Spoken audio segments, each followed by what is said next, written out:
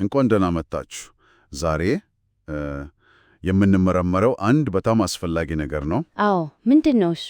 እንደ ዩቲዩብ ባሉ መድረኮች ላይ የይዘት ተደራሽነትን እንዴት ማሳደግ ይቻላል? እና ሁለት ቁልፍ መንገዶችን ነው የምናየው።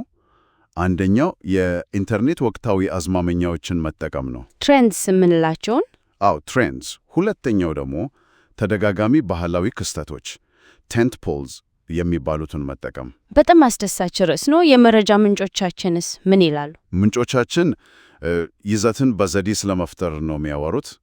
ዋናው ጥያቄያችን ይሄ ነው፣ ጊዜን በአግባቡ መጠቀምና ከእነዚህ ክስተቶች ጋር መጣጣም። እንዴት ነው ተደራሽነትን በደንብ ሊያሳድገው የሚችለው? ጥሩ ጥያቄ ነው። እስኪ እንዘምትበት። እሺ፣ ለመጀመሪያ ያህል እስኪ ስለ እነዚህ ወቅታዊ አዝማሚያዎች ወይም ትሬንድስ እንነጋገር። እሺ፣ ሁላችንም እናያቸዋለን። በድንገት በኢንተርኔት ላይ ይፈናዳሉ። ለምሳሌ አይስ ባኬት ቻሌንጅ፣ ሃርለም ሼክ፣ ማኔኪን ቻሌንጅ። አዎ አስታውሳቸዋለሁ። አንዳንዴም እንደ ፊጅት ስፒነር ያሉ ምርቶችም ሳይቀሩ ትሬንድ ይሆናሉ። ግን እነዚህ እንዲሁ ጊዜያዊ መነጋገሪያ ብቻ ናቸው ወይስ ሌላ ትርጉም አላቸው? ይህ በጣም ጥሩ ጥያቄ ነው። ምን መሰለ፣ እነዚህ አዝማሚያዎች መዘናኛ ብቻ አይደሉም። ለይዘት ፈጣሪዎች በጣም ብልህ ስልት ሊሆኑ ይችላሉ። የስፖርት አባባል አለ አይደል?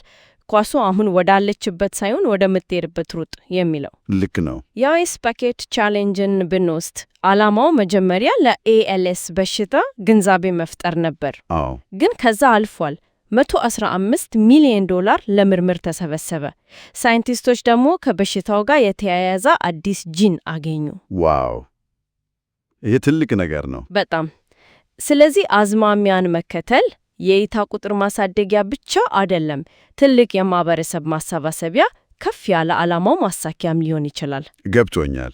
ስለዚህ ዝም ብሎ መከተል ሳይሆን ስልታዊ መሆን ያስፈልጋል ማለት ነው። በትክክል። አንዳንድ የይዘት ፈጣሪዎችስ ይሄን እንዴት ተጠቀሙበት? ምሳሌ አለ? እርግጥ ነው ብዙ አሉ። ስኬታማ ምሳሌዎችን ስናይ የጋራ ባህሪያቸው ዝም ብሎ መኮረጃ አይደለም። እሺ፣ ይልቁንስ ተጨማሪ እሴት ማቅረብ ነው። ለምሳሌ ፊሊፕ ዲፍራንኮ በዩቲዩብ ወቅታዊ ጉዳዮች ትንታኔው ይታወቃል አይደል? አውቀዋለሁ። እሱ ዜናዎችንና ወሬዎችን ይጠቀማል፣ ግን የራሱን ትንታኔ ስለሚጨምርበት ነው በሚሊዮኖች የሚቆጠር ተከታይ ያፈራው። ሌላ ምሳሌ ኤሚሊ ዲ ቤከር የቀድሞ የሕግ ባለሙያ ናት እና በታዋቂ ሰዎች የሕግ ጉዳዮች ላይ በቀጥታ ስርጭት ስትወያይ ሙያዊ እውቀቷን ነው የምትጠቀመው። ጄሪ ሪግ ኤቭሪቲንግ የሚባል ቻናል ደግሞ የሳምሰንግ ጋላክሲ ኖት 7 ስልክ ሲፈነዳ አስታውሳለሁ ያንን ክስተት። እሱን ተጠቅሞ ስልኮ ሲፈትሽ የሚያሳይ ቪዲዮ ሰርቶ ከ7 ሚሊዮን በላይ እይታ አግኝቷል። ዋው! እሺ፣ ስለዚህ እሴት መጨመር በጣም ቁልፍ ነው፣ ወይም ደግሞ ምናልባት ከሰዎች ስሜት ጋር መገናኘት። ልክ ነህ። እንደ አይስ ባኬት ቻሌንጅ ወይም የሳምናኒያ ቪዲዮ መኪና ውስጥ ፍሮዘን ሲዘፍኑ በጣም ተወዳጅ ነበር። በትክክል። ሁለቱም ይሰራሉ።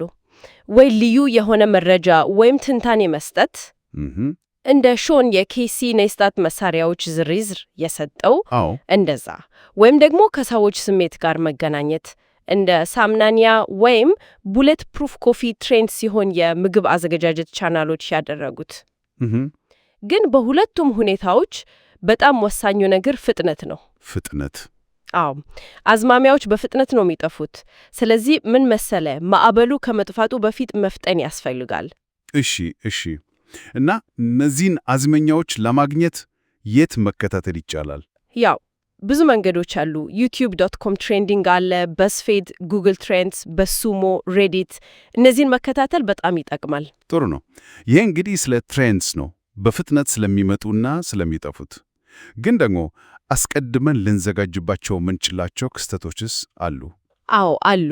እዚህ ላይ ነው ቋሚ ክስተቶች ወይም ቴንት ፖልስ የሚሉት ሐሳብ የሚመጣው አይደል? በትክክል። ቴንት ፖልስ እነዚህ ዓመቱን ሙሉ ተደጋግመው የሚመጡ ናቸው። ልንተነብያቸው እንችላለን። ለምሳሌ እንደ ሃሎዊን፣ ገና፣ አዲስ ዓመት፣ ቫለንታይንስ ዴይ፣ ብላክ ፍራይዴይ፣ ቦክሲንግ ዴይ እና የመሳሰሉት በዓላት። የሃሎዊንን ምሳሌ ሰጥተሻል መሰለኝ ምንጩ ላይ። የሃሎዊን ፍላጎት ሰዎች መፈለግ የሚጀምሩት ገና በመስከረም ነው፣ ከጥቅምት 31 በፊት። በጥቅምት እየጨመረ ይሄዳል። በ31 ከፍተኛ ደረጃ ይደርስና በማግስቱ ወዲያው ዝግ ይላል። ስለዚህ እነዚህ ከበዓላት ጋር የተያያዙ ናቸው ማለት ነው በዋናነት አዎ። ግን ጽንሰ ሐሳቡ ከዛም ይሰፋ። ምን መሰበ? እንደ ሱፐር ቦውል ያሉ የስፖርት ክስተቶች፣ የኦስካር ሽልማት፣ የቪዲዮ ጌም ትላልቅ ክንውኖች፣ ለምሳሌ E3 ትልልቅ የፊልም ልቀቶች እንደ ስታር ዋርስ፣ የወቅቶች መለዋወጥ እንኳ በተለይ ለፋሽንና ላይፍስታይል ቻናሎች እንደ CES ያሉ የቴክኖሎጂ ትርኢቶች፣ እነዚህ ሁሉ ቴንት ፖልዝ ናቸው። እሺ፣ እና የእነዚህ ዋናው ስልታናዊ ጠቀሜታ ምንድን ነው? ዋናው ጠቀሜታቸው መተንበይ መቻላቸው ነው። ይህም አስቀድሞ ለማቀድ ዕድል ይሰጠናል። ማቀድ ማለት ይዘትን መቼ መልቀቅ እንዳለብን ማቀድ ማለት ነው። በትክክል። ለምሳሌ ለሃሎዊን ይዘት መስራት ከፈለግን ጥቅምት 31 አንጠብቅም። በፍጹም። ይህ በጣም አስፈላጊ ነጥብ ነው። ይዘትን መልቀቅ ያለብን የፍላጎቱ ዑደት ሲጀምር ነው። ፍላጎቱ ሲጨምር ማለት ነው። አዎ። ከፍተኛ ደረጃ እስኪደርስ መጠበቅ ያን ያህል ውጤታማ አይደለም። ለሃሎዊን ፍላጎቱ መጀመሪያ ሲጨምር ምናልባት መስከረም መጨረሻ ወይም ጥቅምት መጀመሪያ ያኔ መለጠፍ ይሻላል። አዎ፣ ያኔ መለጠፍ ተፎካካሪዎች ከመብዛታቸው በፊት ቦታ ለመያዝ ይዘቱን በጊዜ ሂደት ተደራሽነት እንዲያገኝ ይረዳል። ጉግል ትሬንድስ ደግሞ ይሄን የፍላጎት መነሻ ጊዜ ለማወቅ በጣም ጠቃሚ ነው። ይህ ማለት የይዘት የቀን መቆጠሪያ ኮንቴንት ካለንደር በጣም አስፈላጊ ነው ማለት ነው። በጣም ምንጮቻችን ላይ ያነበብኩት ትዝ አለኝ። ሾን ለብላክ ፍራይዴይ ከጥቅምት ጀምሮ ያቅዳል። ቤንጂ ደግሞ ለበዓል የምግብ አዘጋጀት ከመጪው መጀመሪያ ያስባል። ልክ ነህ። ስልታዊ የይዘት መርሃ ግብር ግድ ነው። ያው ዕድል ለተዘጋጁት ያዳላል የሚባለው ነው። ልክ ነው። አስቀድሞ ማቀድ እና በትክክለኛው ጊዜ ይዘትን መልቀቅ ከፍተኛ ፍለጋ በሚኖርበት ጊዜ ተደራሽነትን ከፍ ለማድረግ ቁልፍ ነው። እንግዲህ ዛሬ ያየነው ሁለት በጣም ወሳኝ ስልቶች ነው። አንደኛው በፍጥነት የሚለዋወጡትን ትሬንዶች በብልሃት መጠቀም። አዎ። ሁለተኛው ደግሞ አስቀድመን የምናውቃቸውን ቋሚ ክስተቶች ወይም ቴንት ፖልስ ተጠቅሞ አስቀድሞ በማቅረድ ይዘትን በትክክለኛው ጊዜ ማቅረብ። በትክክል። ለአንደኛው ፍጥነት፣ ለሌላኛው ደግሞ እቅድ ወሳኝ ናቸው። በጣም ለመደምደሚያ ያህል ግን አንድ ወሳኝ ጥያቄ እናንሳ እስኪ። እሺ። ይዘትን ከነዚህ ባህላዊ ክስተቶች ጋር ትሬንድም ይሁን ቴንት ፖል በጊዜ ማጣጠም እይታዎቹና ተደራሽነቱን እንደሚያሳድግ አየን። ግን ከዚህ ባለፈ የአንድን የይዘት ፈጣሪ ወይም የምርት ስም ረጅም ጊዜ ያለው ግንዛቤ በህብረተሰቡ ዘንድ ያለውን ቦታና ተቀባይነት እንዴት ሊቀርጸው ወይም ሊያጠናክረው ይችላል? ይሄ በውይይታችን ብዙም ያልነካ ነው፣ ግን ምንጮቻችን ፍንጭ የሰጡበት ትንሽ ልናስበት የሚገባ ሀሳብ ነው። እንኳን ደህና መጡ። ዛሬ የምንወያየው የጋራ ራዕይ ቡድን መፍጠርና ስኬትን ማሳደግ ከሚለው መጽሐፍ በመነሳት ነው። አዎ፣ በተለይ ደግሞ እንደ ዩቲዩብ ባሉ መድረኮች ላይ ራዕይን ለማሳካት ቡድን መገንባት ለምን ወሳኝ እንደሆነ በጥልቀት እናያለን። ልክ ነው። ዋናው ሐሳብ በጣም ግልጽ ነው። የግል ብቃት ብቻውን ጨዋታ ያሸንፍ ይሆናል፣ ግን የቡድን ሥራ ነው ሻምፒዮን የሚያደርገው። በትክክል። ከትንሽ ጀምሮ እንዴት ነው የድጋፍ መረብ የሚገነባው የሚለውን ነው ዛሬ የምንዳስሰው። እሺ፣ ለመጀመሪያ ያህል ስለ ቡድን ሥራ ኃይል ስናወራ ማለት ነው አንድ በጣም ደስ የሚል ምሳሌ አለ። የምን ምሳሌ? ያው እነዛ ወፎች ሰማይ ላይ ቪ ቅርጽ ሰርቶ ሲበሩ አይተሻል? አዎ አይቻለሁ። በጣም ያምራል። ዝም ብሎ ውበት ብቻ አይደለም። እያንዳንዱ ወፍ እኮ ክንፉን ሲያራግብ ለዛ ከኋላው ላለው ወፍ ከፍታ ይሰጣለሁ። እንደዛ ነው የሚረዳድቱት። በትክክል። እና ይሄ ምን ያደርጋል መሰለሽ? መንጋው በሙሉ ብቻውን ከሚበር አንድ ወፍ አንጻር እስከ 71% የበለጠ ርቀት መሄድ ይችላል። ዋው! 71%! አዎ። ይሄ የሚያሳየው የጋራ ዓላማ ሲኖር፣ መተባበር ሲኖር፣ ያው የግል ጥረት እንዴት እንደሚቀል ነው። በጣም ትክክል። ይህ መርህ በገትታ ሥራ ላይም ይውላል። ቡድን ስንል ግን ያው ሰፋ አድርገን ማሰብ ያለብን። እንዴት? ብዙ ጊዜ ሰዎች ቡድን ሲባል ሰራተኞችን ብቻ ያስባሉ። ነገር ግን መጀመሪያ ላይ ቡድን ማለት ቤተሰብ፣ ጓደኞች፣ ማንኛውም ደጋፊ ሊሆን ይችላል። እውነት ነው። ትልቁ ስህተት ራዕይን ለነዚህ ቅርብ ሰዎች በአሳማኝ መንገድ አለማጋራትና እንዴት ልትደግፉኝ ትችላላችሁ ብሎ በግልጽ አለመጠየቁ ነው። ገባኝ። ስለዚህ መጀመሪያ ላይ የግድ ብር አያስፈልግም ያልሽ ነው? የግድ አይደለም። መጽሐፉ ላይ የቤንጂ ታሪክ አለ አይደል? የመጀመሪያ ቡድን አባሉ ሚስቱ ነበረች። አዎ ጁዲ። ልክ ነው። ነገሮች ሲበዙበት በአካባቢው ያለንን ልጅ የጓሮ ሳር እንዲያጭድ $10 ቀጠረ። ያ ልጅ በኋላ ፕሮዳክሽን ረዳት ሆነ አይደል? በትክክል። ከዓመታት በኋላ የሙሉ ጊዜ ረዳት ሆነ። ስለዚህ መጀመሪያ በአቅራቢያ ያሉትን ሰዎች ማሰብ ነው። ሌላው ቀርቶ የቤት ጽዳት ሰራተኛ መቅጠር እንኳን ጊዜ ይቆጥባል። ይህ በጣም አስፈላጊ ነጥብ ነው። ሌላው አማራጭ ደግሞ የዋጋ ልውውጥ ነው። ገንዘብ ከመገኘቱ በፊት ማለት ነው። የዋጋ ልውውጥ? እሱን ትንሽ አብራሪው። ያው የሾን ቲንክ ሚዲያ ታሪክ ጥሩ ምሳሌ ነው። እሱ የቪዲዮ ኤዲቲንግ መማር የሚፈልግ ጓደኛ ነበረው፣ ከቤተ ክርስቲያን የሚያውቀው። አዎ፣ እሱን በልምምድ መልክ እንዲያግዘው አረገ። ሾን ስልጠናና እውቀት ሲሰጠው፣ ጓደኛው ደግሞ በነፃ ኤዲት ያደርግለት ነበር። ኦ፣ በጣም ብልህነት ነው። ገንዘብ የለም ግን ሁለቱም ተጠቃሚ ሆኑ። ልክ እንደዛ። ለእንደዚህ አይነት የፈጠራ መንገዶች ክፍት መሆን ያስፈልጋል። በጣም አሪፍ። እሺ፣ ስራው ትንሽ አድገው የተወሰነ ገቢ መምጣት ሲጀምርስ? ያኔስ? ጥሩ። ያኔ ነው እንግዲህ ስራዎችን ለሌሎች ማዛወር፣ ያው አውትሶርሲንግ የሚባለው ሐሳብ የሚመጣው። ለምሳሌ እንደ ፋይቨር ባሉ መድረኮች ላይ ለተወሰኑ ስራዎች እንደ ግራፊክ ዲዛይን ምናምን ፍሪላንሰሮችን በካራሽ ዋጋ ማግኘት ይቻላል። አዎ ሰምቻለሁ ስለ ፋይቨር። ሌላው እንደ rev.com ያሉ አገልግሎቶች አሉ። የድምፅ ፋይልን ወደ ጽሑፍ መቀየር ከፈለግሽ በደቂቃ $1.25 አካባቢ ያስከፍላል። የትርጉም ስራም አላቸው። እሱ ትንሽ ከፍ ይላል፣ $3-7 በደቂቃ። ሌላስ አማራጭ? የቨርቹዋል ረዳት virtual assistant ቪኤ? አዎ፣ እነዚህ በርቀት ሆነው ብዙ አስተዳደራዊ ስራዎችን፣ ኢሜይል መመለስ፣ ቀጠሮ መያዝ ምናምን ይሰራሉ። upwork.com ላይ ብዙ ማግኘት ይቻላል። በሳምንት ለ5 ሰዓት ብቻ መቅጠር እንኳን ትልቅ ለውጥ ያመጣ። ዋው፣ ብዙ አማራጮች አሉ። ግን ዋናው ጥያቄ የትኞቹን ስራዎች ነው ለሰው የምንሰጠው? ሁሉንም ነገር መስጠት አንችልም አይደል? በጣም ወሳኝ ጥያቄ ነው። ቀላል ሂደት አለው። መጀመሪያ ለስኬት በጣም ወሳኝ የሆኑ ተግባራት ዝርዝር ማዘጋጀት። እሺ። ሁለተኛ ብዙ ጊዜ ለማድረግ የምናንገራግርባቸውን ወይም የማንወዳቸውን ስራዎች መዘርዘር። ገባኝ። የምንጠላቸው ስራዎች ማለት ነው። ሳቅ። ልክ እንደዛ። ከዚያ ሁለቱን ዝርዝሮች ማወዳደር ነው። በሁለቱም ላይ የሚገኙ ከፍተኛ ቅድሚያ ያላቸው ግን የማንወዳቸው ስራዎች እነሱ ናቸው ለሌላ ሰው የሚሰጡት ማለት ነው። በትክክል። ዋናው ነገር ግን የጊዜና የገንዘብ ስሌት ነው። እስቲ በምሳሌ አስረጅኝ። እውነት ነው። ያንኑ ስራ በሰዓት $15 ለሚሰራ ኤዲተር ብትሰጠው $30 ብቻ ያስወጣል። አሃ፣ $10 እና 2 ሰዓት ጊዜ ቆጥቢ ያለው። ልክ። ያንን የቆጠብከውን ጊዜ ደግሞ በደንብ በምትችልበት ነገር ላይ አውለህ የበለጠ ገቢ ልታገኝ ትችላለህ። ገንዘብን ዕቃ ከመግዛት ይልቅ ክህሎት ላይ ኢንቨስት ማድረግ ነው ነጥቡ። ይሄ ስሌት በጣም አሪፍ ነው። ሰዎችን ስለማግኘት ስናወራ መጽሐፉ ላይ ሾን በትዊተር ያገኘውን ሰው ታሪክም ይጠቅሳል። አዎ፣ እሱ በጣም የሚገርም ታሪክ ነው። ክፍያው ከሰርቱ ገቢ በመቶኛ ነበር አይደል? አደጋውን አብሮ ተጋሩ ማለት ነው። ልክ ነው። ይሄ ሰው ዛሬ በቲንክ ሚዲያ ትልቅ ቦታ ላይ ደርሷል። ይሄ የሚያሳየው ተሰጥቶን ባልተጠበቁ ቦታዎችን መፈለግ እንደሚቻል ነው። በእርግጠኝነት ማህበራዊ ሚዲያ፣ ፌስቡክ፣ ትዊተር፣ ሊንክዲን፣ የኔትወርኪንግ ዝግጅቶች እንደ meetup.com ያሉ የግል ግንኙነቶች ሁሉም ሰዎችን ለማግኘት ይረዳሉ። ብዙ ሰዎች በተለይ መጀመሪያ ላይ ልምድ ስለሚፈልጉ አንዳንዴ በነፃም ለመስራት ፈቃደኛ ሊሆኑ ይችላሉ።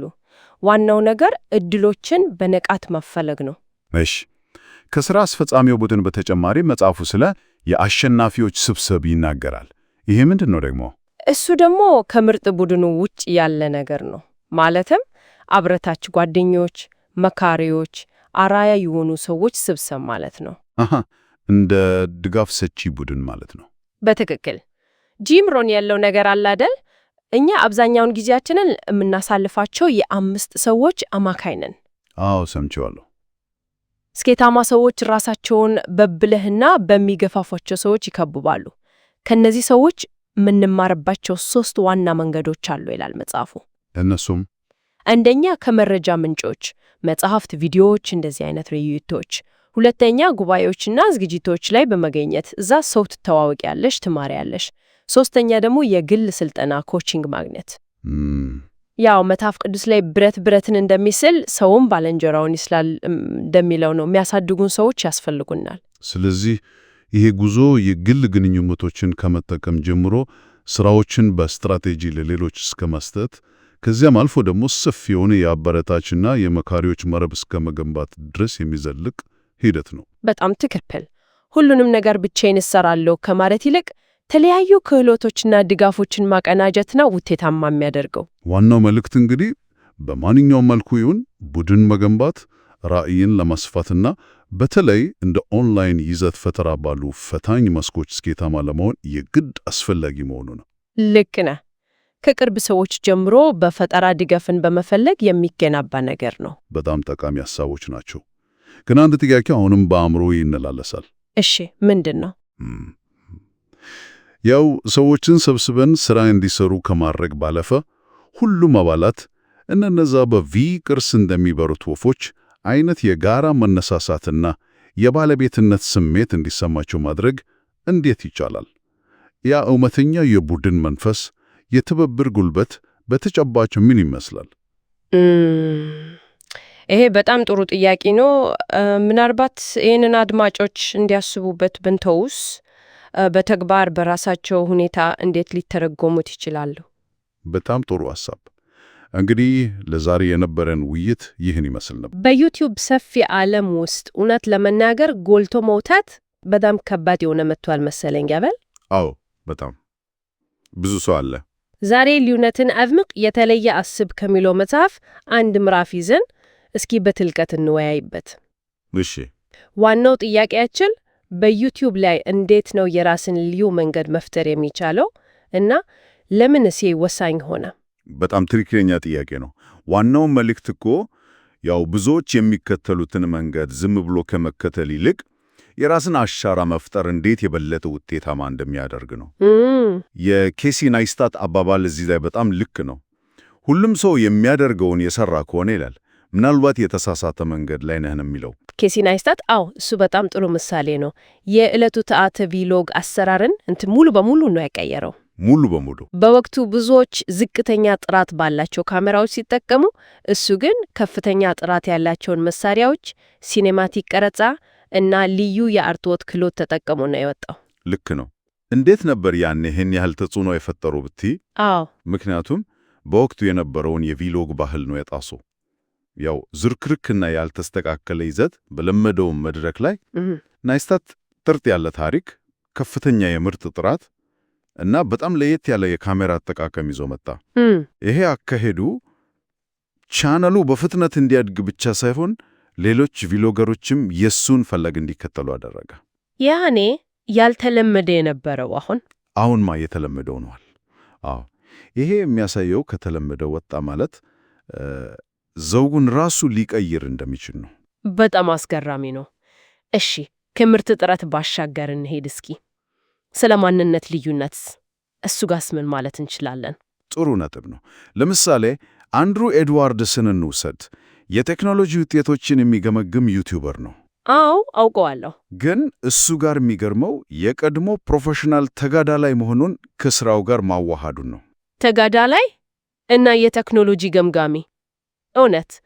እንዴት ነው ያንን ያጣመረው? በጣም በሚያስገርም ሁኔታ ያንን ልዩ ሆነውን የትግል ህይወት ልምዱን ማለቴ ከፍተኛ ጉልበት፣ ቀልድ እና ደግሞ ትኩረት የሚስብ አለባበስ። አዎ፣ ይህን ሁሉ ወደ ቴክኖሎጂው አለማመጣው። ይህ ደግሞ በዘርፉ ካሉ ሌሎች ብዙ ጊዜ ያው ትንሽ ደረቅ ከሚመስሉ ገምጋሚዎች በቀላሉ እንዲለይ ያደርጎታል። ልክ ነው። ቁም ነገሩ ምንድን ነው? ሰዎች አስቀድመው የሚያውቋቸውንና የሚወዷቸውን የዩቲዩብ አሰራሮች ከራስ ልዩ ማንነት፣ ተሞክሮ ወይም ችሎታ ጋር ማዋሃዱ ነው። ስለዚህ ዝም ብሎ የተለየ መሆን ብቻ አይደለም፣ ያ ልዩነት ከራስ እውነተኛ ማንነት ጋር ማለቴ የተገናኘ መሆን አለበት። በትክክል መነሻው እኔ ምን አይነት ልዩ ተሞክሮ አለኝ፣ ምን ችሎታ አለኝ፣ ምን ባህሪ አለኝ ብሎ መጠየቅ ነው። እሺ፣ ይህንንስ እንዴት በዩቲዩብ ይዘቴ ውስጥ ማካተት እችላለሁ የሚለው ጥያቄ ይመጣል። ግልም ሆነ የሙያ ሕይወት ልምዶች ለዚህ በጣም ትልቅ ግብአት ሊሆኑ ይችላሉ። ሌሎች ምሳሌዎችም አሉ በመጽሐፍ ውስጥ የተጠቀሱ። ሳራ ዲያትቺ የኬሲን ሥራ በመከተል ትኩረት ያገኘች። አዎ፣ ኤሚ ላንዲኖ ደግሞ ለጋሪ ቬነርቹክ መጽሐፍ በሙዚቃ ቪዲዮ ምላሽ የሰጠችው እሷም አለች። እና ጄፒ ሲርስ እሱ መጀመሪያ ላይ የራስ አገዝ ይዘት ሲሰራ ብዙም ተመልካች አልነበረውም መሰለኝ። እውነት ነው። ጄፒ ሲርስ መጀመሪያ ላይ እንደ ብዙዎቹ የራስ አገዝ መምህራን ቀጥተኛና ቁም ነገረኛ ነበር። ብዙም አልሰራለትም። ነገር ግን የራሱን ቀልደኛ ባህሪ አክሎበት ይዘቱን ወደ ኮሜዲ ሲቀይረው ተመልካቹ በከፍተኛ ሁኔታ ነው የጨመረው። ዋው! ይሄም ያሳየው አንዳንድ ጊዜ ዋናውን የይዘት አይነት ሳይሆን አቀራረቡን መቀየር ብቻ ምን ያህል ትልቅ ለውጥ እንደሚያመጣ ነው። ያው ዘውጉን መሻገር በጣም ኃይለኛ ስልት ሊሆን ይችላል። ከአቀራረብ ጋር በተያያዘ ስናነሳ የይዘት ቅርጸትን መቀየርም የራሱ ድርሻ አለው ማለት ነው። በእርግጠኝነት ቻሪዝማ ኦን ኮማንድ የሚባል ቻናል አለ አይደል? አዎ። ባለቤቱ ቻርሊ የተለያዩ የይዘት አቀራረብ ቅርጸቶችን መሞከር እንዴት ለእድገቱ እንደረዳው ይናገራል። አኒሜሽን ሞክሯል፣ ድብልቅ ሚዲያ፣ የቀጥታ ስራቾች፣ ብዙ አይነት ነገር። አማራጮች ብዙ ናቸው፣ በጣም ብዙ። ዋናው ነገር በራስ የትኩረት መስክ በዛች ኒሽ ውስጥ ሌሎች ያልሞከሩትን የፈጠራ ሐሳብ ይዞ መቅረብ ነው። ቪዲዮ ኢንፍሉዌንሰርስ የሚባለውን ቻናልም በዘርፉ የመጀመሪያ የሆነ ሳምንታዊ የቃለ መጠየቅ ፕሮግራም በማቅረብ ልዩነት ፈጥሯል ይላል። እሱንም ይጠቅሳል። ይሄ ደግሞ የራስን ፍላጎት ማርካት ከሚለው ሐሳብ ጋር ይገናኛል መሰለኝ። ስክራች ሮን ኤች እንደሚባለው። ልክ ነሽ፣ በትክክል። ያ ማለት እኔ ራሴ በዩቲዩብ ላይ ባየው ደስ የሚለኝ ነገር ግን የሌለ ይዘት ምንድን ነው ብሎ መጠየቅ ነው። ያንን ክፍተት መሙላት በራሱ በጣም ልዩ ያደርጋል። ወይም ደግሞ በሌላ መስክ የተለመደውን አሰራርን ወደ ራስ መስክ አምጥቶ መተግበርም ይቻላል። ልክ ነህ። ለምሳሌ ቴክኖሎጂ ላይ የቃለ መጠየቅ ሾው ያኔ ብዙም የተለመደ አልነበረም። ይህ ሁሉ እንግዲህ የሚያመለክተው የተሻለ ለመሆን ከመጣር ልክ የተለየ መሆን ላይ ማተኮር አለብን ወደሚለው ነው። በትክክል። ሳሊ ሆግስዌድ እትባል ጸሐፊም ከየተሻለ መሆን የተለየ መሆን ይበልጣል ትላለች። በጣም አምናለሁ በዚህ። ሴት ጎዲንም ተመሳሳይ ሐሳብ አለው። ወይ ትመሳሳላለህ ወይም ትለያለህ ነው የሚለው። ሁለቱንም መሆን አይችልም። በጣም ግልጽ ነው። እና አሁን ያለውን የዩቲዩብ ተመልካች ቁጥር ስናይ በወር ከ2.3 ቢሊዮን በላይ ነው። ይዘቱ ደግሞ ምን ያህል እንደበዛ ውቅያኖስ ነው። ስለዚህ ለመለየት መሞከር ግድ ነው። ግን ደግሞ መልካሙ ነገር ይሄ ብዛት ማለት አዲስ ልዩ ሐሳቦች አሁንም ቦታ ማያጡበት ሰፊ መድረክ መኖሩን ያሳያል። እድሉ አለ። እሺ፣ ካዲያ አንድ ሰው የራሱን ልዩ መንገድ እንዴት ያገኝ? በመጽሐፉ ላይ የተጠቀሱ የመነሻ ጥያቄዎች አሉ። ራስን ለመመርመር የሚረዱ በጣም ጥሩ ጥያቄዎች ናቸው። ለምሳሌ በኔ መስክ ውስጥ በኔ ኒች በብዛት የሚታየው ይዘት አይነት ምንድን ነው? እሺ፣ እኔስ ምን አይነት ትንሽ ለውጦች በጭምር አዲስ ነገር ማቅረብ እችላለሁ? እና ደግሞ አሁን ባለው ቻናሌ የራሴ ልዩ ጥንካሬዎች፣ የራሴ ባህሪያት በደንብ የተንጸባረቁ ነው ወይስ ዝም ብዬ ሌሎቹን የተከተልኩ ነው የሚሉትን መጠየቅ ነው። በጣም አስገራሚና ተግባራዊ ሐሳቦች ናቸው። ስለዚህ ዋናው ቁም ነገር ይሄ ነው። በዩቲዩብም ሆነ በሌላ በማንኛውም የፈጠራ መስክ ስኬታማ አሰራሮችን መማር ጥሩ ነው፣ ጠቃሚ ነው። ነገር ግን ዘላቂና እውነተኛ እድገት የሚመጣው የራስን ልዩ ድምፅ፣ የራስን ተሞክሮና ማንነት በድፍረት አውጥቶ ከተለመደው ወጣ ሲባል ነው። መመሳሰል ቀላል ነው።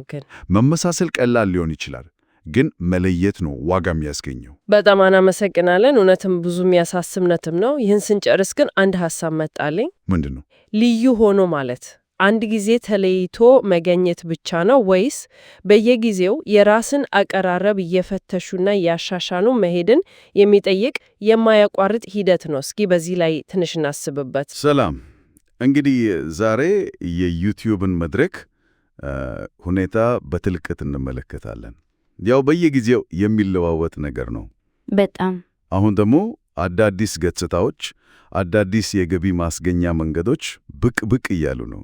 እኛም ከተሰጠን ጽሑፍ ተነስተን ዋና ዋና ነጥቦችን እያወጣን እንወያያለን። በተለይ ትኩረታችን ሾርትስ፣ ላይቭ፣ ስቶሪስ፣ ኮሚዩኒቲ ታብ እና አዳዲስ የገቢ አማራጮችና ይሆናል። ጥሩ ሐሳብ ነው። ግን ከመጀመሪያችን በፊት ምናልባት ያለመላመድ አደጋ ምን ሊመስል እንደሚችል ብናይስ አንድ ታሪክ አለ መሰለኝ። አዎ የብሎክበስተር ታሪክ ነው። በአንድ ወቅት እኮ የሲኒማና የቪዲዮ ኪራይ ንጉሥ ነበሩ።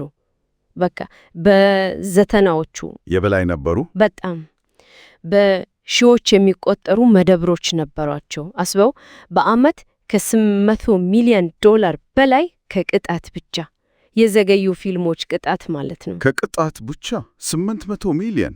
አዎ፣ የኩባኛውም ግምት ያኔ 3 ቢሊዮን ዶላር ደርሶ ነበር። ማይታመን ነው። ታዲያ ምንድን ነው የተፈጠረው? እንዴት ነው ነገሩ የተቀየረው? እንግዲህ በ2000 ዓመት ላይ ኔትፍሊክስ የሚባል ያኔ ትንሽዬ ኩባኛ ነበር፣ በ50 ሚሊዮን ዶላር ሊገዛቸው ቀረበ። 50 ሚሊዮን ለብሎክበስተር? አዎ።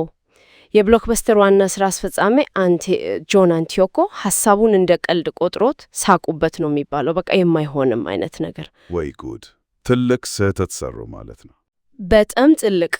ውጤቱስ ከ10 ዓመት በኋላ ብሎክበስተር በቃ በ100 ሚሊዮን ዶላር ዕዳ ተዘፈቀና ከሰረ። አዎ። ኔትፍሊክስ በበኩሉ በ2020 የ134 ቢሊዮን ዶላር ግዙፍ ኩባንያ ሆነ። ዋው! ልዩነት እኮ አስደንጋጭ ነው። ይሄ መላመድ ወይም መጥፋት የሚለው መልእክት በጣም ግልጽ ነው። እና ይሄ በቀጥታ ከዩቲዩብ ለውጦች ጋር ይገናኛል። ልክ ነህ። ዩቲዩብም ዝም ብሎ አልቆመም። ለዚህ ነው አዳዲስ ነገሮች ለምሳሌ እንደ ዩቲዩብ ሾርትስ ያሉ ነገሮች የመጡት። አዎ፣ ሾርትስ በየቦታው ነው የምናያቸው። እስቲ ስለነሱ ትንሽ እናውራ። ምንድን ናቸው በእርግጠኝነት? ሾርትስ ማለት ከ60 ሰከንድ በታች የሆኑ ቀጥ ያሉ ቪዲዮዎች ናቸው። በሞባይል በቀላሉ የሚታዩ። ልክ እንደ ቲክቶክና ኢንስታግራም ሪልስ አይነት ማለት ነው። በትክክል ምላሽ ነው ለነሱ። እና ዋናው ነገር በጣም ፈጣን እድገት ማሳየታቸው ነው። ገና ሲጀመርኩ በዓለም አቀፍ ደረጃ በቀን ከ6.5 ቢሊዮን በላይ እይታዎችን አግኝተዋል። በቀን 6.5 ቢሊዮን? አዎ፣ በቀን። ይህማ እብደት ነው። ፈጣሪዎቹስ እንዴት እየተጠቀሙባቸው ነው? ጥሩ ውጤት እያገኙ ነው? በጣም ጥሩ ምሳሌዎች አሉ። ለምሳሌ ጄክ ፌልመን የሚባል ፈጣሪ በ6 ወር ውስጥ 4 ቢሊዮን እይታና 4 ሚሊዮን ተመዝጋቢ አግኝቷል። በ6 ወር 4 ቢሊዮን እይታ? አዎ። ሌላው ክሪስቶዶ ደግሞ የዲዛይን ባለሙያ ነው። እሱ ሾርትስን የሚጠቀመው ቁልፍ የሆኑ ሐሳቦችን በፍጥነት ለማቅረብ ነው። በቻናሉ ታሪክ ከፍተኛ እይታ ያገኘው ቪዲዮ ሾርትስ ነው። የሚገርም ነው። ስለዚህ ዋናው ነገር በአጭር ጊዜ ትኩረት መሳብ፣ ያሉትን ዩቲዩብ መሳሪያዎች መጠቀም፣ ሙዚቃ ምናምን እና ደግሞ ወጥነት ይመስለኛል። ልክ ነው። ወጥነትና ብዛትም አስፈላጊ ናቸው። ደግሞ ለመፍጠርም ቀላል ናቸው። እውነት ነው። ስትራቴጂው ግን ሊለያይ ይችላል። አንዳንዶች በዋና ቻናላቸው ነው የሚጠቀሙት። ሊሳ ንጉየን የምትባል ፈጣሪ ግን ለሾርትስ ብቻ ብላ የተለየ ቻናል ከፍታ በ6 ወር ሚሊዮን ተመዝጋቢ አግኝታለች። አዎ፣ ስትራቴጂው እንደ ቻናሉ ዓላማ ይወሰናል። ነገር ግን ከሾርትስ ፈጣን ትኩረት በተጨማሪ ለጥልቅ ግንኙነት ደግሞ ዩቲዩብ ላይቭ አለ። አዎ፣ ላይቭ የቀጥታ ስርጭት። ይሄ ደግሞ ሌላ ጠቃሚ መሳሪያ ነው። በጣም ከተመልካቾች ጋር በቀጥታ ለመገናኘት፣ ጥያቄ ለመመለስ፣ ቃለ መጠይቆች ለማድረግ ማደል እንደ ስትሪም ያርድ ወይም ዙም ባሉ ሶፍትዌሮች ተጠቅሞ ማለት ነው። ልክ ነው። ጌመሮችማ ለነሱማ ዋና መድረክ ነው። በ2020 ብቻ 100 ቢሊዮን ሰዓት በላይ እይታ አግኝተዋል ነው። 100 ቢሊዮን ሰዓት። ሌላም አይነት ይዘት አለ። ለምሳሌ ኤሚሊ ቤከር የሕግ ጉዳዮችን በቀጥታ እየተነተነች ብዙ ተከታይ አፍርታለች። አዎ፣ ለላይቭ ስኬት ግን ጥሩ ርዕስና ጥፍር ምስል ተምኔል በጣም ወሳኝ ናቸው። መሳጭ መሆን አለባቸው። በትክክል። እና ደግሞ የይዘት ዕቅድ ተመልካች ምን እንደሚያገኝ አስቀድሞ ማወቅ አለበት። ከቻቱ ጋር መነጋገርም ያ ግንኙነቱን ያጠነክረዋል፣ ተሳትፎን ያበረታታል። ቴክኖሎጂውም ግድ ውስብስብ መሆን የለበትም አይደል? በቀላል መጀመር ይቻላል። ምንም አያስፈልግ። ዋናው የተመልካች ተሳትፎ ነው። ጥሩ። ከነዚህ በተጨማሪ ዩቲዩብ ስቶሪስ የሚባልም አለ። ይሄኛው ትንሽ ለየት ይላል መሰለኝ ከሾርትስ። አዎ፣ ስቶሪስ ጊዜያዊ ናቸው። ለ7 ቀን ብቻ ነው የሚቆዩት። ክሊፖች ወይም ፎቶዎች ሊሆን ይችላሉ። ለ7 ቀን ብቻ? አዎ። እኔ ደግሞ ከ10,000 በላይ ተመዝጋቢ ላላቸው ቻናሎች ብቻ ነው የሚገኘው። በዋናነት ያሉ ተመዝጋቢዎች ጋር ለመገናኘት ነው። ከትዕይንት በስተጀርባ ያሉ ነገሮችን ለማሳየት ምናምን። አሃ። ከሾርትስ የሚለየው በዋናነት ጊዜያዊነቱና ለነባር ተመልካቾች ማተከሩ ነው ማለት ነው። ልክ ነው። ጠቃሚ ምክሮችም አሉ። ለምሳሌ በሳምንት 1 ጊዜ መለጠፍ፣ ሊንክ ለማጋረት የቪዲዮ ስቲከር መጠቀም። ሊንክ በስቲከር? አዎ ይቻላል። እንዲሁም @mention ተጠቅሞ የራስንም ሆነ የሌላ ቻናልን ማስተዋወቅ ትችላለህ። እሺ። ሌላው ደግሞ የኮሚኒቲ ታብ ነው። ይሄኛው ከ500 በላይ ተመዝጋቢ ላላቸው ነው አይደል? በትክክል። ይሄ ልክ እንደ ማህበራዊ ሚዲያ ግደጋ አይነት ነገር ነው። ጽሑፍ፣ ፎቶ፣ ሊንክ። በተለይ ደግሞ የህዝብ አስተያየት መስጫ ፖልስ ማጋራት ይቻላል። ፖልስ በጣም አሪፍ ናቸው። ተመልካቾች ምን አይነት ቪዲዮ እንደሚፈልጉ ለመጠየቅ ምቹ ነው። በጣም። ወይም ደግሞ ግል መረጃዎችን ከመጋረጃ በስተጀርባ ያሉ ነገሮችን ለማጋረጥ ወይም አዲስ ቪዲዮን ለማስተዋወቅ። ሾን ካኔል ለምሳሌ ቪዲዮ ሊንኩን ከምስል ጋር አያይዞ ያስቀምጣል። አዎ፣ ያንን አይቻል። በጣም አሪፍ ስልጠት ነው። እነዚህ ሁሉ ግንኙነትን ለማጠናከር የሚረዱ መንገዶች ናቸው። ግን ወደ ዋናው ጉዳይ ስንመጣ ገቢ ከድሮው አድሰንስ ባሻገር ምን አዲስ ነገር አለ? እውነት ነው። ዩቲዩብ በዚህ በኩልም ብዙ አዳዲስ አማራጮችን ያመጣ። ለምሳሌ ሱፐር ቻት እና ሱፐር ስቲከርስ አሉ። ሱፐር ቻት፣ ሱፐር ስቲከር? አዎ፣ እነዚህ በቀጥታ ስርጭት ላይቭ ወይም ፕሪሚየር ጊዜ ነው የሚሰሩት። ተመልካቾች ክፍያ ይፈጽማሉ። $1 እስከ $500 ሊሆን ይችላል። እስከ $500? አዎ። እና አስተያየታቸው ከላይ ጎልጦ እንዲታይ ወይም ልዩ ስቲከር እንዲልኩ ያስችላቸዋል። ኒክ ኒሚን የሚባል ፈጣሪ በአንድ ላይቭ በመቶዎች የሚቆጠር $1 እንደሚያገኝ ይናገራል። ዋው! ይሄ በቀጥታ ከታዳሚ የሚገኝ ድጋፍ ነው። ሌላ አማራጭ አለ። የቻናል አባልነቶች ቻናል ሜምበርሺፕስ። ይሄ ደግሞ ተመልካቾች ወራዊ ክፍያ እየከፈሉ ልዩ ጥቅሞችን የሚያገኙበት ነው። ምን አይነት ጥቅሞች? ለምሳሌ ልዩ ባጆች፣ ከስማቸው ጎን መጠቀም የሚችሏቸው ኢሞጂዎች፣ ለአባላት ብቻ የተለቀቁ ቪዲዮዎች ወይም የቀጥታ ስርጮች ሊሆኑ ይችላሉ። የዋጋ ደረጃውንም መፍጠር ይቻላል ማለት ነው። አዎ። ኤሚሊ ቤከር ለምሳሌ $5 እስከ $25 ደረጃዎች አሏት። ሞርኒንግ ኢንቨስት የሚባል ቻናል ደግሞ ከ1.9 እስከ $50 ያስከፍላሉ። ከ5,000 በላይ አባላት አሏቸው። 5,000 አባላት! ይሄ በጣም ትልቅ ገቢ ነው። ለሸቀጣሸቀጥ ደግሞ የመርች መደርደሪያ የሚባል ነገር ሰምቻለሁ። ልክ ነህ። ይሄ ከቲስፕሪንግ ወይም መሰል ኩባንያዎች ጋር በመተባበር የራስን ቲሸርቶች፣ ኮፊያዎች ምናምን ከቪዲዮዎች ስር በቀጥታ መሸጥ ያስችላል። ጥሩ ነው። እነዚህ ሁሉ ከአድሰንስ ውጪ ገቢን ለማባዛት ይረዳሉ ማለት ነው። ግን ዩቲዩብ ድርሻ ይወስዳል። ለአባልነቶች፣ ለሱፐር ቻት እና ሱፐር ስቲከርስ 30% ኮሚሽን ይወስዳል። 30%? ይህ ትንሽ ከበድ ይላል። ከሌሎች መድረኮች ለምሳሌ እንደ ፓትሪዮን ጋር ሲነጻጸር ፓትሪዮን 10% አካባቢ አይደል? ልክ ነህ። ፓትሪዮን ኮሚሽኑ ዝቅ ይላል። የዩቲዩብ ጥቅም ግን ሁሉም ነገር በአንድ ቦታ መሆኑ ነው። ቤተኛ መሆኑ። ተመልካቹ ሌላ ቦታ መሄድ አይጠበቅበትም። እውነት ነው። ጥቅሙና ጉዳቱ አለው ማለት ነው። የፈጣሪዎች የትኛው እንደሚሻላቸው መመዘን አለባቸው። በትክክል። በጣም ብዙ አዲስ ነገሮች ናቸው ያነሳ ነው። ሁሉንም በአንድ ጊዜ መሞከር ግን ትንሽ ከባድ ይመስላል። የት ላይ ማተኮር እንዳለብን እንዴት ነው የምናውቀው? ጥሩ ጥያቄ ነው። እዚህ ጋር ነው እንግዲህ ስልት የሚያስፈልገው። በመጀመሪያ የዩቲዩብ ስቱዲዮ መተግበሪያን መጠቀም እና መረጃዎቹን አናሊቲክስ መከታተል በጣም ወሳኝ ነው። አዎ፣ የቁጥሮቹ ነገር ልክ ነው። እንደ CTR ክሊክ ትሩ ሬት፣ ያ ማለት ሰዎች ትፍር ምስሉን አይተው ምን ያህል ጊዜ ቪዲዮን እንደሚጫኑት፣ እና AVD አቨሬጅ ቪው ዱሬሽን፣ በአማካይ አንድ ተመልካች ቪዲዮውን ለምን ያህል ጊዜ እንደሚያየው። እነዚህን መረዳት የትኛው ይዘት እንደሚሰራ ለመለየት ይረዳል ማለት ነው። በትክክል። እነዚህ ቁልፍ መረጃዎች ናቸው። ከዛ በኋላ የጋሪ ቫይነርቹክ 80/20 መርህን መጠቀም ይቻላል። 80-20 አዎ 80% ጊዜያችንንና ጉልበታችንን አሁን ውጤት በሚሰጡን ነገሮች ላይ ማዋል። ለምሳሌ በደንብ የሚታዩልንን አይነት ቪዲዮዎችን መስራታችንን መቀጠል።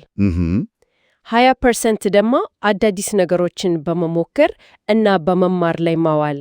ለምሳሌ ሾርትስን መሞከር ወይም ላይቭ ማድረግን ማለማመድ። ገባኝ። ሁሉንም በአንድ ጊዜ ለመስራት ከመሞከር ይልቅ ቅድሚያ መስጠት። በትክክል ሁሉንም በአንድ ጊዜ ለመሆን መሞከር በቃ ለድካም በርናውት ይዳርጋል። እውነት ነው። ስለዚህ ዋናው መልእክት ምንድን ነው? ዩቲዩብ በየጊዜው ይለወጣል። አዎ ለመላመድ ዝግጁ መሆን አለብን። አዳዲስ ዕድሎችን መጠቀም ያስፈልጋል። ነገር ግን በስትራቴጂና በትኩረት መሆን አለበት። ሁሉንም ዝም ብሎ መሞከር አይደለም። በትክክል ዋናው ነጥብ ይሄ ነው። መላመድ አስፈላጊ ነው፣ ግን ደግሞ በስትራቴጂ መሆን አለበት። እና ለመጨረሻ ጊዜ እንደው ለማሰብ ያህል አንድ ጥያቄ ልጨምር። እሺ፣ ምንድን ነው? ይህ የለውጥ ፍጥነት እና ደግሞ የአጫጭር ይዘቶች ሾርትስ ተወዳጅነት እየጨመረ መምጣቱን ስናይ ልክ የብሎክበስተር የንግድ ሞዴል ዋጋ እንዳጣው ሁሉ በቀጣዮቹ 5 ዓመት ውስጥ አሁን በስፋት የምንጠቀምበት የትኛው የዩቲዩብ ልምምድ ወይም ባህሪ ጊዜ አለፈበት ወይም ጠቀሜታው በእጅጉ የቀነሰ ሊሆን ይችላል ብለን እናስባለን? ይህ ከባድ ጥያቄ ነው። አዎ፣ ግን ስለ ወደፊቱ ለመዘጋጀት የሚረዳ ጥያቄ ይመስለኛል።